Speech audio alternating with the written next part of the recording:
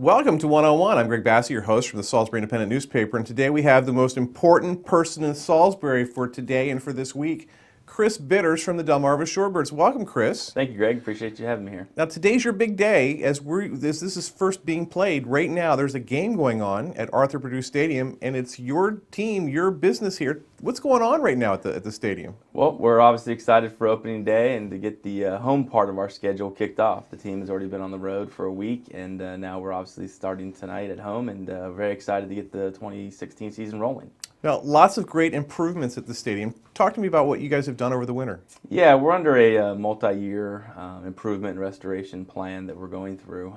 Last off-season, we started with some locker room upgrades, some of the structural stuff underneath the stadium that really nobody sees. Right. This past off-season, we replaced the field playing surface about 18 inches into the ground, new drainage, new sand base, new actual turf. And so that was completed, and then the stadium lights are replaced to be within the regulations of minor league baseball, as well as the entire playing field side of the world was padded for player safety issues that are out there. As well as we put in a bird defense system, which most people wouldn't understand why that's important, but it's weird to be the Shorebirds and want not to have birds at the stadium, but they are a nuisance and can be a nuisance. The seagulls there have gotten in the way from time to time. And so we actually have a bird defense system that was recently installed that'll help mitigate the amount of birds that are calling Purdue Stadium home that we don't want to be there. So that'll be exciting, and that'll really help with the long-term maintenance of the building with regards to how often we need to power wash and things like that. That'll help make the building last longer. Right. Where'd the grass come from? All the materials for the field, or I should say the vast majority of materials for the field, came locally. The grass was from Oakwood Sod Farm right here in Delmar. Actually, right in my backyard, actually. I live right next to Oakwood, and the sod was right there from them. The sand as well as the gravel came locally as well. So the majority of the materials, the growing materials for the field were all local materials. One of the great local sources of pride was when they built the Orioles Park at Camden Yards. Grass from the Wilbur's sod farm in North Salisbury was used from that first field in Baltimore. Yep, that's very true. Yeah. Absolutely. So people still have the link. I don't know if it's still the same grass or not. I doubt it, but it is not the same grass actually. But yeah, that was very true with regard to that. But yeah, they don't provide that any longer. I don't believe. But Yep. But yeah, ours is right here from Oakwood and the Wilbur's. Yep. So I know it's not really your job exactly, but how's the team look this year? We should have a good club. We have both first-round picks from last year's draft, DJ Stewart out of Florida State, and Ryan Mountcastle, a young shortstop out of Florida as well. And we got a few returning guys. Brian Gonzalez, a pitcher that started with us last year. He was their fourth-round pick from 2 years ago that played with Delmarva last year. Right. Younger guy out of high school, so he still has some developing to do, and he should show signs this year of why he was a higher-round pick. Lucas Long and a few other pitchers. So we should have a good club. We should be excited to watch. You'll be able to hit the ball a little bit and throw some strikes and see if we can win a few ball games. Now explain how the season works. There's a split season, and I think people don't really understand that. Yeah, in most minor league leagues, there's a split season. So we play a 140-game schedule total. It's split into two halves, 70 games in the first half, 70 games in the second. And so as you're going through the year, there's a variety of promotions and things that change. So the makeup of your teams dramatically change over the course of the season. So we have a first half winner and a second half winner. Those two teams in the Northern Division, those two teams in the Southern Division would go into the playoffs eventually, and that's how you would make up your playoff teams. Right. Now the Shorebirds are low A. So who are the teams above them? Yeah, so you have the Shorebirds here in Salisbury, and then above us you have the Frederick Keys, and then you have the Bowie Bay Sox, who are Double A, right? And then you have the Norfolk Tides, which is your Triple A team, and then below us we actually have the team in Aberdeen, which is short season A. Right. They don't start till late May, early June, and a lot of those players are people that they draft from the upcoming draft in 2016. And then we also have the GCL Orioles and other players that are down to spring training, still working out and developing, and then also obviously the Dominican Summer League as well. So. And that Aberdeen team is the Cal Rookin team? Yeah, that's the team that Cal owns. Yep. Okay.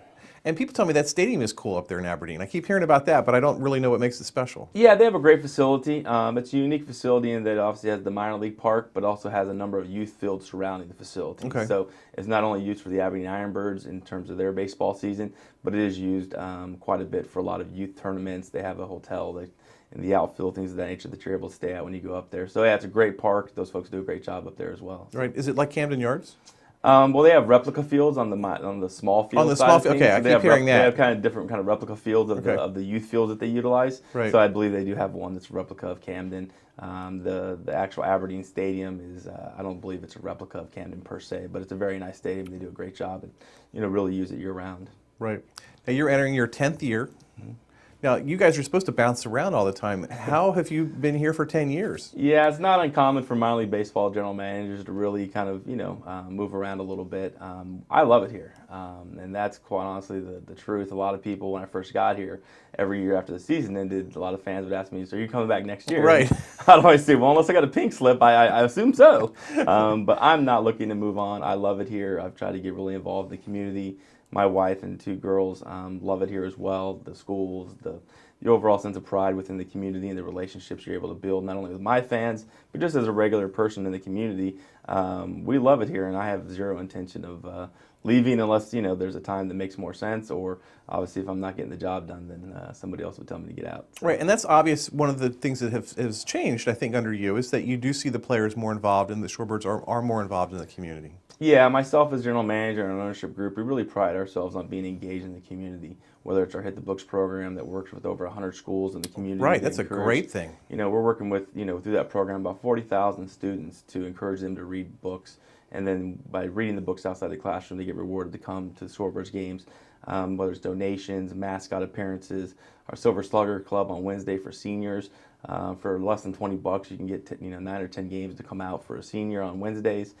So we have a lot of really great programs and things that we really try and be involved with that support the community, that supports us, and find ways to give back on a fairly regular basis. Right, and just when I'm there as a fan and I look at the advertisements in the outfield, those people who are giving money for those ads and supporting the Shorebirds, they're the same people who contribute so much to our community. It's amazing how the link is there. Yeah, and that's the great thing about the market as a whole is that, we really do have this sense of family, whether it's with our advertisers or whether it's with our fans.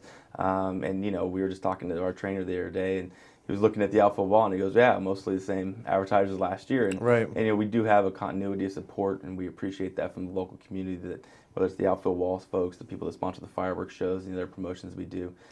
Very good local support, and we really appreciate it. Now, we had a big story in our paper about the promotions for this year. Tell us what some of the cool promotions are that you have going. Yeah, fireworks still seem to be one of the most popular events. We'll have about 14 fireworks shows this year. We'll have every Saturday following the game, we'll have a fireworks show. Our July 4th game will have fireworks, which will be our biggest show of the year. And then we usually have a couple of Fridays mixed in throughout the summer that will have some fireworks as well. We have some other cool promotions. We're doing a doormat giveaway, beach towel giveaway, Ryan Miner bobblehead giveaway, and actually excellent. I would enjoy that. Yeah, with Ryan, and actually this one is more Ryan as a manager than Ryan as a player from 1997. Right. He's became our winningest manager in franchise history. So. And I just learned last week he has a twin brother. I never knew that. Yeah, he does have a brother. They played baseball as well in the Giants organization. Right, kind of like the Canseco's. I didn't know that. Yeah, yep. And actually, I believe Damon played for the Shorebirds. Well, the year we had the Winter League team here, or Fall League team, I guess they called it. Right. I believe he played in Purdue Stadium that year when that league existed for that couple of months. Right. So there's a lot of unique connections out there. We're also doing a Manny Machado and Jonathan Scope bobblehead. There are two independent bobbleheads on two different nights. But actually, when you put the bases together, their hands appear to be giving like a high five. Oh, that's so cool! So excellent. It's something the Orioles did years ago with I forget who it was, Melvin Moore and somebody else. Right. And so we kind of, it was obviously they have this unique handshaker thing they do. Right. So it's kind of a way to tie into that. And they're guys who came through here. And both those players came through here, and it's funny. A lot of people always ask, I tell them, man, he came through here. They're like, Manny Machado played here. I'm like, yeah. He was here, about. Half a season, a little more actually, and I remember him and thinking he'll never make it. Yeah, missed on that one a little Right. bit, but Right, yeah, yeah. Scope and Machado. I mean, Machado was anchoring shortstop for us, and Yeah. Jonathan was playing third base actually for us back then in 11. So Yeah, I feel like Manny didn't take it seriously enough. He was always goofing around, and yeah, that's what I noticed. But yeah, he's a kid. Manny was a kid. I mean, he has a lot of fun. He still has a lot of fun Yeah. when you watch him in the big leagues, and Yeah. he works hard, extremely hard behind the scenes, the part that people don't see. But I think he likes to have fun and keep it loose, and obviously he's had a heck of a run already in Baltimore. So. Right. So I like the beer promotions. Any beer promotions you want to tout? Yeah, we'll do our Thirsty Thursday again, which is our $2 It's 16 excellent, ounce yes. Thirsty Thursday promotion, and then Big Beer Fridays. And then we have our $2 Monday, which when you talk about the value of being able to come out to a game on a Monday, you can come out for $2 general admission tickets, $2 hot dogs, $2 sodas. So for $6 a person, Right. you can come out and get the whole ball of wax for coming out to a ball game. We have promotions on pretty much every day of the week. There's some sort of promotion. One that we're really proud of is on Sundays. If you bring out a couple of canned food items, so go to the store, get you a couple cans of corn, whatever it is. We donate it to our 3 local food banks on the peninsula, and you can get general admission tickets for $3. Right. So we really work hard to make sure that we're keeping everything as affordable as possible. Obviously, we have bills to pay like everybody else Right. and run a business, but we try to make sure that we have a lot of value in what we're trying to do for folks that need an opportunity to find a way to come out on a budget. And the promotions are fun. I mean, I didn't see him on the list this year, but Meyer Noodleman, I used to love it when he came. Yeah, a lot of those acts have evolved a little bit over the years. Right. So we've kind of backed off of bringing some of those folks out, and that may Yeah. change as new ones come and go. But there used to be the Blues Brothers used to come out, and Yeah. Meyer Noodleman and the Superstars and those guys. And some of them still exist, some of them don't. And the evolving promotional role is always changing with regards to who's available Right. and what you can bring out on a yearly basis. Yeah, I love the booth thing where people grab the money. Yep. That's always a fun one. Yep. Cash box is always a fun I always hated the promotion. dizzy bat. Did you guys cut out the dizzy bat? Yeah, It's so scary. Yeah, I mean, I don't think we have an official league rule on the dizzy bat. I know in the Cal League where I came from, we couldn't do the dizzy bat Yeah, promotion it because scares me. Yeah, so we don't do the dizzy bat race. Yeah. They may have done that before I got here. They but did. Yeah, it's one of those. People would plow into the promotions dugout and that- stuff. I mean, Yeah, it was and bad. that's where there's fan safety issues Right. that just we try to make sure fan safety's top of mind thing, whether it's promotions we're doing or other stuff, and definitely though we don't do the dizzy bat race, even though it is a lot of fun to watch. Right. It's just not the safest thing in the world to do. So. Right. And no one really gets hurt, but Yeah, but there's always that chance, and so mitigate those things a little bit. now you're a California guy. I am. So you had 2 stops in California. Yes. Talk about those teams. What was that like? Yeah, I started with a team called the Rancho Cucamonga Quakes, and for people, How do you get that in a headline? You can't get that in a headline. Well, for people that are maybe older would remember the Jack Benny radio show. Uh-huh. And Jack Benny would say there's a stop in Cucamonga. Yes. Well, that is the stop. Okay. But in California, when you It's want like to on the way to Palm Springs, right? It is on the way to Okay, Palm yeah. Springs or on the way to Las Vegas. Right. So years and years ago, Rancho Cucamonga, the Ontario area, was kind of the bathroom break if you're driving from LA or San Diego to Palm Springs or to Las Right. Vegas. And so that's where the radio show came from with Jack Benny, the Cucamonga stop. And so in California, whenever you want to make something fancier, you put Rancho in front of it. So if you Right. live in California, so there's a lot of Rancho this, Rancho that. And it just means property value goes up and you can charge more for things. Right. But it's a great stadium they built there back in, when was that stadium built? 93 or something like that, I think it was. Beautiful facility the city of Rancho Cucamonga owns, and the team there is a great team. They do a great job, and that's where I got my start in baseball. And I was there for, I think, 5 or 6 years, working back then for our current company, President Pat Philippone, is who I worked for there. He had left the team, I had stayed, and then I had left eventually to go to Bakersfield, California. Right. Which was really the tale of 2 tapes. Bakersfield has an older stadium built in 1941.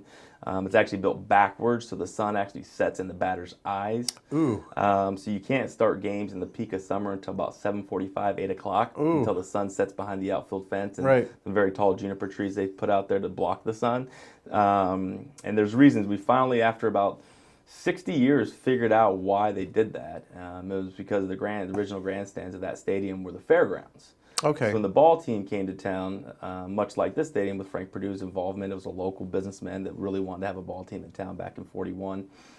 Is there he had the fairground property, and they already had grandstands for the fair. Right. For showing the animals and those kind of things. They said, well, we don't need to build grandstands, we just build a ball field out here. Right. Well, nobody back then thought about the fact that the sun sets in the eyes, so you literally, once you get into late June, when the sun's at its highest peak, Right. you're not starting games. So there's no official start time with that team. On the calendar it says 7:30, but everybody has to coordinate the umpires, the pitchers, the teams.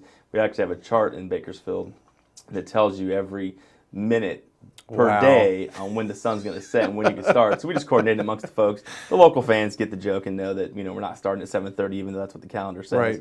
Right. People from out of town don't quite get the joke, but Right.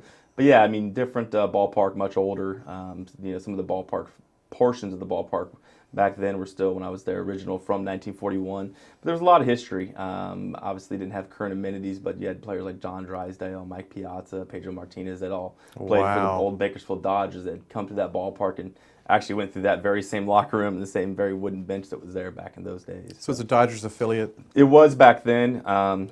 Currently, I believe they're a Reds. They're a Seattle affiliate now. They've Okay. changed affiliates a few times. They've tried working on a new ballpark for years. That hasn't happened just yet. But it's a neat old stadium. It doesn't have any of the current amenities like Purdue has currently with what we have over at the stadium. But if you like old historic stadiums, and a lot of people do like that, obviously it doesn't draw as many fans as a newer ballpark would. But Right. it has that old history side to it that's pretty cool to check out. Now, are you a baseball fan? I am, but I always tell people it's weird. I'm more of a baseball fan of the art of the game Right. than I am like players and stats and individual stuff. When I watch a game, particularly not at the Shorebirds side of the world, I'm more watching 0-2 count, what pitch did he throw, why did he throw it, where did he throw it. If there's a man on first and the pitcher stepping off or throwing pickoffs, what are they looking for? There's a lot of little nuances that happen throughout a baseball game that if you don't Right. understand what's going on, you may not realize why they're doing it. Even watching the Orioles game at home last night on TV, and I forget who was on first. It might have been Joey Rickards. They kept throwing over and all that, and then they threw the third one time. And there's some gamesmanship going on there. Right.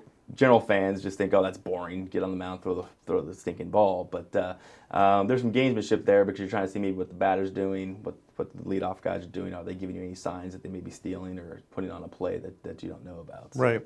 Someone just said this recently to me, and I had never thought about it, but in baseball, we all know the different conditions and what a manager should do and what the players should do and where they should throw and what do they do at 0-2? They're going to waste one. We all know that.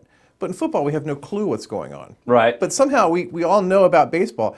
And it just amazed me that we do know the rules of baseball like that, Right. the art stuff that you're talking about. Yeah, I think it's most young children play baseball growing up, and it's Yeah. part of the game that you have to know to be able to play it, even whether it's at the little league level or girls little league softball level or throughout high school. A lot of those things don't change. And last night when I was watching the O's game, the O's pitcher he had an 0-2 count, and he's not a hard thrower. The gentleman that was pitching last night, and I thought, okay, he's going to bury an 0-2 curveball in the dirt. Right. Well, and he surprised me, and that was probably why they mixed it up, is that everybody was thinking he's going to bury an 0-2 curveball in the dirt. Well, Right. he ended up going top shelf with a fastball and struck him out. And I was like, great call by Wieters behind the plate, because everybody's thinking probably he's going the 0-2 curveball in the dirt, so Right. he went high with the fastball, and the fastball is only 88, but when you're not looking for that pitch in that zone, it probably Yeah. was much more like 98. So. And to me, that's one of the funny things about the Shorebirds. The young guys, when they get a tough situation and you see them sort of muscle up and they're throwing harder, and it must drive coaches crazy to see that they get out of their routine. But you actually see them in development; they're trying harder. Yeah, and that's where people have to realize, and I think sometimes fans forget, is that that's the whole goal of the Shorebirds. We Yeah. want to win games. Every athlete, wherever you play, whether you're playing chess at home or you're playing professional baseball with the Shorebirds, you want to win. But also our job at the minor level is to develop guys. And so sometimes you're going to leave a pitcher in a scenario when you might normally yank a guy out. But he Right. needs to learn how to fight through those battles. And so I know Ryan gets some flack in the dugout, get him out of there. And ultimately what Ryan has to do and the coaching staff and the rest of the player development folks is guys need to get into jams. They need Right. to learn how to work out of those. And that may cost us some runs. Right, sometimes. we're not going to win every game because And- it's a development situation. Exactly. Yeah. And so if you just bail them out by bringing in a relief pitcher every time, they're never going to learn how to work out those jams, how to locate a pitch, as Yeah. you were saying, things of that nature. And same thing with a guy struggling at the plate. He might be 0 for 3 or 3 Ks. He's got to learn those feelings, learn how to harness those emotions that you have when you're having a tough night, Yeah. and hopefully come up clutch and maybe the next at bat and fight through it. And so that's really what we're trying to do is develop players first. We do want to win games. No athlete likes to lose. Right. Period. Most people, human nature, you don't like to lose, and that's why the fans get so emotionally into winning and losing, Right. which we all do. But ultimately, we're trying to develop guys, and as we've done if we could send guys to the big leagues that contribute there. And ultimately, if the Orioles are successful, then the job's being done. Right.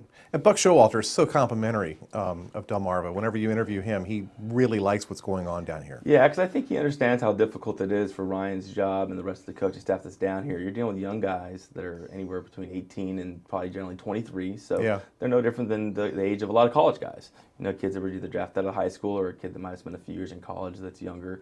And so, you know, you're dealing with that age of guys you're trying to develop, and it's difficult. And knowing that, and most fans will notice again, some of the parts of the physical part of the game is scripted. Certain pitchers can only throw a couple of innings. Right. So even if they're doing lights out, then you know we've got to pull them because of pitch counts or inning count things that we have them on. Then somebody else is going to come in, and so sometimes it gets confusing for fans. Like, what, this guy's throwing a no-hitter, he's throwing great. Why are you taking him out? Yeah. It's because of his development or maybe some physical things he has going on that. You know, you need to monitor his progression in a certain way. So. Yeah. Well, a couple years ago, my son, he was born in 1996, so he doesn't remember the Orioles ever being any good. Right. So we would go to Camden Yards, and it was just us there for a lot of the times. So he decided he liked John Lester, and he became a Boston Red Sox fan, to my horror. Right. Yep. So it was like 2 years ago, he was out at the Shorebirds. It was during the All-Star break, and Buck was there. And he and his friends ran into Buck, and Buck talked to him for a long time, and my son was like, yeah, I'm a Redskins fan, or a Red Sox fan. And Buck flew into him and said, that's just unacceptable. And he agreed and switched, and now he loves the Orioles. And then they start winning, of course, with Buck. So it's all good now. But it was me. I couldn't control his team, but Buck Showalter could. Buck put him in the right place to beat the Orioles. And, you know, that's the thing with Baltimore. I mean, they're a storied franchise. Yeah. They had a lot of winning years. Obviously, there was about a 13-year run. I guess it was, again, right when your son was in my born. prime, yeah. In that prime, that, you know, they had some lean years there. And but even coming from California, you always heard about the Orioles, and you heard about the Eddie Murrays and the Brooks and the Cows. And, you know, some of those guys and the teams they had that were outstanding. And, you know, even from the West Coast, because there's a little bit of a bias between West Coast and East Coast because of the time change, and you don't get to see a lot of the East Coast things when you're on the West Coast. But yeah, for sure. Right. Your fan base amazes me. When I'm out there and I talk to people where they're from, you have people coming from the beach who are on vacation, which is amazing. A lot of people from Delaware. Absolutely. Virginia, out west. I mean, it's not just a Salisbury crowd. It's a very diverse regional crowd there. Yeah, we're in a unique situation here. You know, it is a very small market. Comparative to others. Yeah. The team in Rancho Cucamonga, I actually looked this up because I knew we were going to maybe talk about this a little bit. The city of Rancho Cucamonga in California I came from is considered a small city. That small city is 171,000 people. Wow. You know, with Salisbury, roughly 30,000. Yeah, our whole county is 100,000. Our whole county in Wicomico is 100,000. You know, that's a pretty big reach. Most minor league teams work in like this 30-mile nucleus of where they draw their fans from. And for us, when I first got here, I was like, wow, we call on Accomack, Virginia to get folks to come out. We call on Dover, Delaware. We're calling on Queen Anne's, you know, the Bay, the Bay Bridge area, as well as the beach area, marketing the tourists that are coming down, whether it's to visit our area or visit the beach or the Delaware beaches for a week or so when they're here in the summer. So it's a big market in terms of mileage and land mass that we're covering to draw from. And Wicomico County is definitely our number one supporters. Sussex County is a real close number two, though, in terms of the fans we draw out. And then East Shore, Virginia, they come up and do really well for us. From that area, I think they more associate with the peninsula than they do maybe just, even though mileage-wise going across the bridge may be shorter down into Norfolk. I think they just more associate with us up here. So that works out well for us. And I think a lot of that has to also do with our community programs, our school programs, our Little League programs, our senior programs, and you know, we reach far with those things and engage people to come out to the ballpark. Kids love Sherman. That's one of the best mascots ever. They do. Yep. Yeah. And Sherman has new digs this year. He's finally got some new feathers. He shed his old and some new because he was starting to rank. He was smell a little funky. Yeah. But, so new Sherman. So when you come out to the park, you'll see a new Sherman this year. Fresh, clean, smelling good. Nothing changed physically with Sherman. He's still the same guy, but he's got some new, like I said, shed his old and on the new. So that's good. Yeah. The last year, the Shorebirds won the big championship. Was it 2000 or 2001? 2000 actually. 2000. Yep. And that still is one of the great sports moments I ever witnessed. I don't know if you weren't here yet, but it was a wild pitch, strike three. basis loaded situation. Right. That's how they won the They won the game. game, You know, yeah. with 3 outs. It was amazing. Yep. To be a part of that. I mean, we stayed at the stadium for like an hour screaming. Screaming, yelling, having a good time. Yeah, it was just amazing. Well, hopefully we'll get back to the playoffs this year. Obviously, in our league, it's one of the more difficult leagues. You have 14 teams, only 4 make the playoffs. Right. So it is one of the more difficult things to have happen.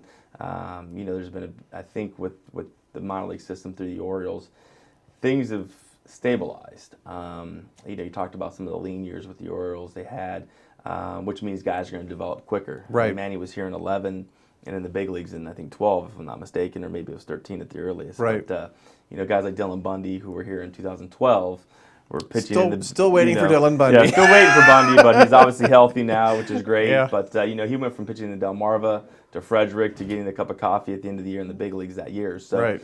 Now that you look at the Orioles at the big league level, that's pretty solid. AAA is loaded. AA is absolutely loaded. Frederick is solid, and now so you kind of backfill the pipeline. Right. When the pipe's empty, things are flying through it pretty quickly. So you got to kind of clog it up a little bit. And I think we've gotten there, and I think that's where you'll see guys stay with Delmarva a little longer than maybe they have over the past several years. People being able to develop over the course of a full season of minor league baseball before they move up to the next level. And not that we're not going to have player moves. Guys are deserving of promotions and they need to go up, and guys Right. are struggling will need to go down. But I think overall you'll see that change happening, which is a good thing for our fans and for wins and losses. He's Chris Bitters. He's the general manager of the Delmarva Shorebirds. He's going to be the guy here for the next 3 months. 6 or 5 months. Baseball season's 5 months. April through August. Yep. 5 months. So get out there to Purdue Stadium. It's an amazing thing. It's just so much fun. Chris, thanks for coming by today. Greg, I appreciate you having me. Thanks. Greg Bassett from the Salisbury Independent newspaper. Another edition of 101 right here on Pac 14.